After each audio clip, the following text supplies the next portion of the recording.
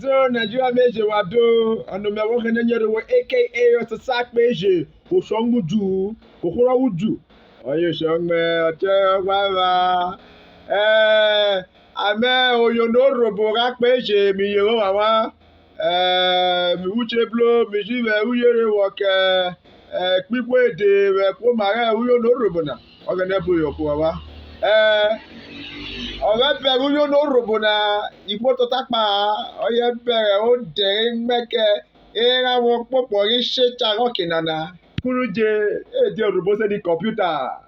di òròbó sẹ́ni self-contained di òròbó sẹ́ni microchip ìbúwọ̀ ẹ̀nànà kẹ́mi gbọ́dọ̀ wújẹ́ jọ.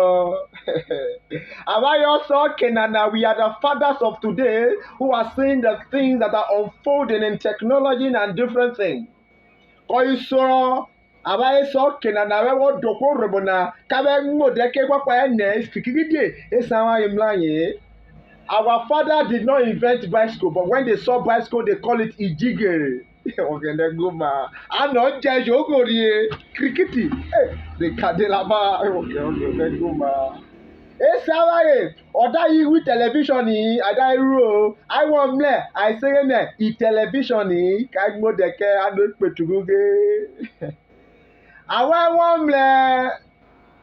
kọ̀mpútà rọ́ọ̀kì nànà ògbáwẹ́ wọ́n mọ̀dẹ́kẹ́ ààrẹ kìí ṣe ìkọ̀mpútà ẹ̀yà jíjọ jẹ́ òyìnbó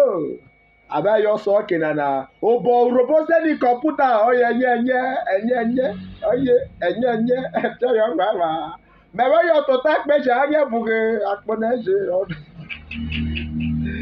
jẹ́ òròbó sẹ́ni microchip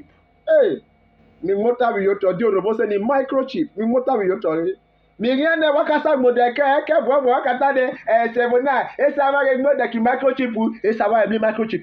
àwọn ọ̀sọ̀ kìnnà náà rí mi microchip àwọn ẹgbẹ́ gbòdẹ̀kì microchip rí òbò òròbó sẹ́ni microchip ó yí Chikini òbò òròbó sẹ́ni microchip ó yí Chikini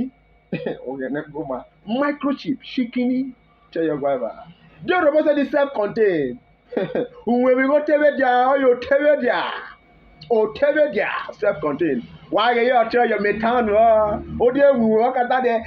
o no kewe gba wo so mo de keka kwa na o ni ke sawa ye gba sawa mo glory ko glory nige na begi